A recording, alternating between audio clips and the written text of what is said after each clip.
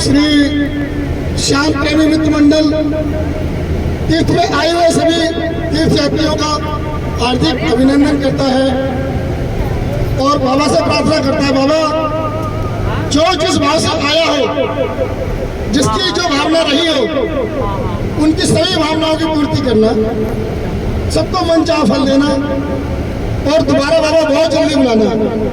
वैसे बाबा की ये पहल है कि जो एक बार आ गया वो बहुत जल्दी दोबारा आता है। ये बाबा का विधान है, जो एक बार आता है खड्डू में तो फिर बार बार आता है। अगर किसी भाई को ये महसूस हुआ हो तो मुझे अच्छे दर्शन नहीं हुए या थोड़ा असुविधा का सामना करना पड़ा या धक्का मुक्की का सामना करना पड़ा, तो ये बाबा के प्रति उसका प्रेम और रुझान है।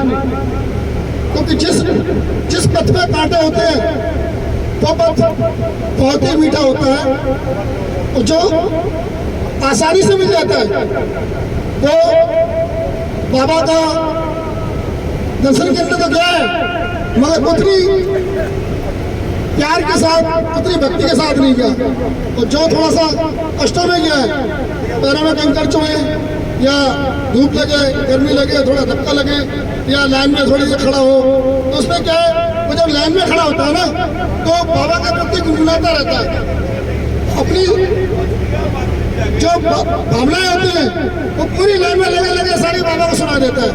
फिर जब बाबा के सामने जाता है ना तो वो निशब्द हो जाता है।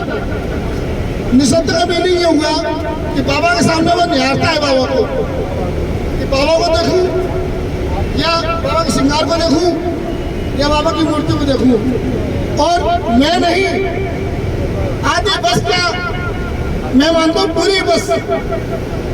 अगर बस से पूछा जाए कि बाबा का श्रृंगार कैसा था तो लोग नहीं बता पाएंगे कैसा श्रृंगार था, कौन सा पटका पहन रखा था बाबा ने, कौन सा क्या पहन रखा था।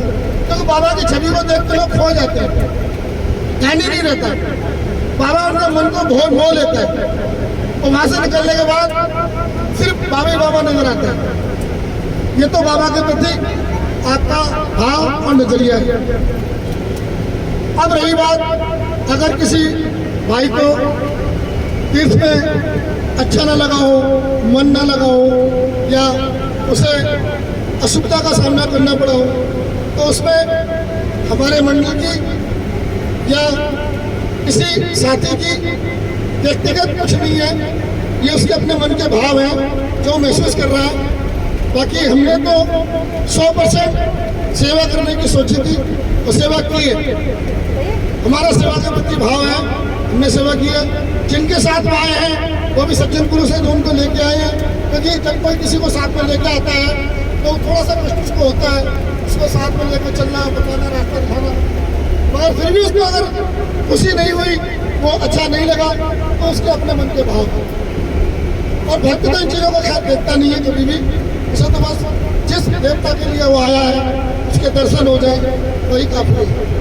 एक झलक अगर बाबा की मिल गई समझो सारे तीर्थ हो गए।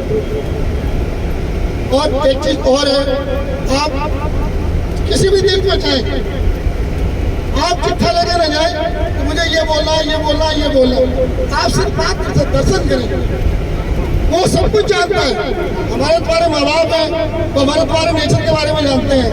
वो तो घटघट का वासी है, हमारे तुम्हारे माँ बाप का भी माँ बाप है, जिसने हमें जन्म दिया है, जो हमारा